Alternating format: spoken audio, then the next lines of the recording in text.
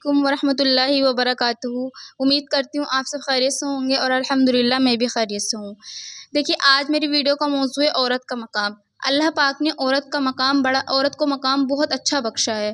اللہ پاک نے قرآن شریف میں عورت کا تذکرہ فرمایا ہے، کس چیز سے؟ حیا سے، اس کی پاک دامنی سے، اس کے کردار سے۔ دیکھیے، عورت کو پہلے کوئی پوچھتا نہیں تھا۔ عورت یہودیوں کے نزدیک صرف ایک ڈائن تھی، اور کافروں کے نزدیک ایک جانور تھی، اور عیسائیوں کے نزدیک صرف شہوت کے لیے تھی۔ لیکن جب اسلام آیا تو عورت کا مقام اسلام نے بتایا۔ جب اسلام آیا تو عورت کی پہچان اسلام نے بتائی۔ جب اسلام آیا عورت کا کردار اسلام نے بتایا۔ جب اسلام آیا عورت کی اہمیت اسلام نے بتائی۔ دیکھیے، آج ہم کیا کرتے ہیں؟ شرعام ہم گھومتے ہیں پھرتے ہیں، لیکن ہمیں یہ پرواہ نہیں رہتی کہ ہماری زینت بھی ایک حیا ہے۔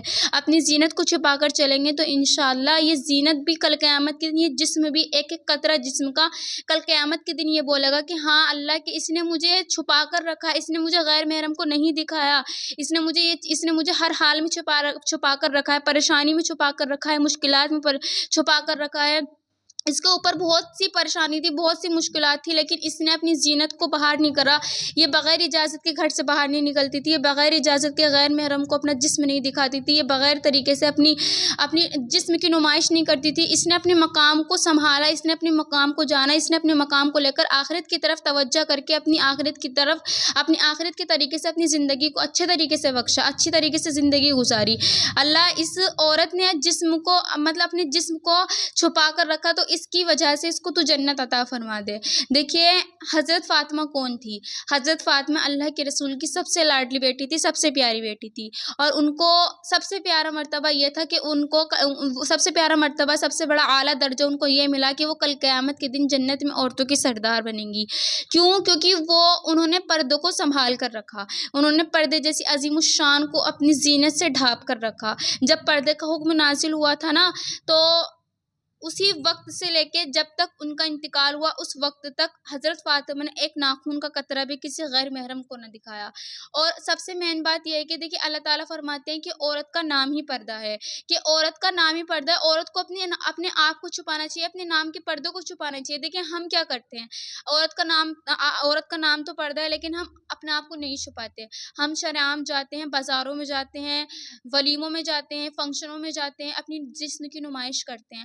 آج مسلمان لڑکی کیا کرتی ہے بتائیے؟ اللہ تعالیٰ کے رسول فرماتے ہیں کہ پردہ تم پر فرض ہے، پردے سے ہی تمہاری زینت ہے۔ تم یہ مت سمجھو تو کہ تمہاری بکھرے بالوں میں تمہاری زینت نظر آئے گی، بکھرے بالوں میں تمہاری خوبصورتی نظر آئے گی، ایسا کچھ نہیں ہے۔ اگر تم پردہ کرو گی تو وہ تمہاری خوبصورتی ہے، پردہ ہی تمہاری زینت ہے، حیا ہے تمہاری وہ۔ اگر تم حیا کے طریقے سے اپنی زندگی کو لے کر چلو گی، پاک دامنی طریقے سے اپنی زندگی کو نبھا کر چلو گی، تو وہی زندگی، وہی پردہ تمہیں کل قیامت کے دن حضرت فاطمہ کی صف میں کھڑا کروائے گا، اور وہی پردہ کل قیامت کے دن حضرت فاطمہ رضی اللہ تعالیٰ عنہ کی پردے کی وجہ سے ہمیں جنت عطا فرمائے گا۔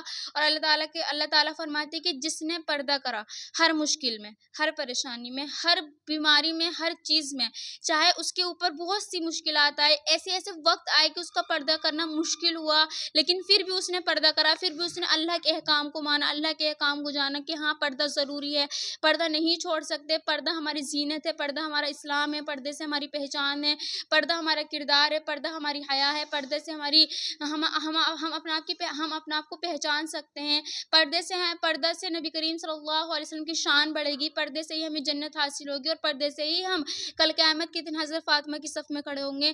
لیکن اس نے ہر حال میں پردہ کرا، کسی بھی حال میں اس نے پردہ نہیں چھوڑا، تو کل قیامت کے دن جب اللہ تعالیٰ اس سے پوچھیں گے نا کہ تو کیا لائی، نظریں نیچی کر کے رہیں گی، چاہے کچھ نہ لائی ہو، چاہے کچھ عمل نہ کرا ہو، لیکن ایک چیز اس کے دل میں یہ ہو کہ اس کے اندر حیا ہو، اس کے نظروں کے اندر حیا ہو، اس کے اندر پاک دامنی ہو، اس کے اندر اتنی اچھی تربیت ہو کہ اس نے پردے کو کبھی نہ چھوڑا، کتنی بھی مشکلات آ جائے، کتنی بھی پریشانیاں آ جائیں، کتنی بھی بری چیزیں اس کی طرف ملوث کیوں نہ ہوئی، لیکن اس نے کبھی پردے کو نہ چھوڑا۔ بہت بڑی بڑی مشکلات آئیں لیکن اس نے پردے کو نہیں ہٹایا، کس کی وجہ سے؟ کیونکہ پردہ ہم پر فرض ہے، پردے سے ہی ہماری پہچان ہے، پردے سے ہم بتا سکتے کہ ہم اچھی طرح رہ سکتے ہیں۔